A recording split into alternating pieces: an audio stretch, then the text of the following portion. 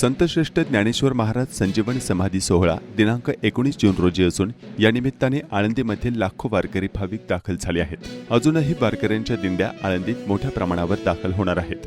संतश्रेष्ठ ज्ञानेश्वर महाराज संजीवन दर्शनासाठी ज्ञानोबा माऊली तुकारामाच्या जयघोषात अनेक भाविक दर्शन घेत आहेत।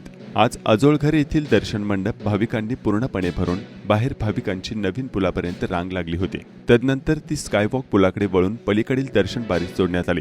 आज फॅब्रिकेटेड पुलाचे काम अंतिम टप्प्यात आले असून दुपारनंतर तो फॅब्रिकेटेड पूल दर्शन बारीसाठी उपयोगात आणण्याची शक्यता आहे। इंद्रायणी नदीकाठ वारकरी भाविकांनी फुलला आहे। अनेक भाविक पवित्र इंद्रायणीमध्ये स्नान करत आहेत। इंद्रायणी नदीची पाण्याची पातळी वाढली असून पोलीस कर्मचारी व पालिका आपत्ती व्यवस्थापन कर्मचारी दक्षतेचे कार्य करत आहेत। पालिका प्रशासनाने भाविकांसाठी ठिकठिकाणी मोबाईल टॉयलेट सुद्धा सुविधा केली आहे। पाण्याची टँकरची देखील सुविधा करण्यात आली आहे।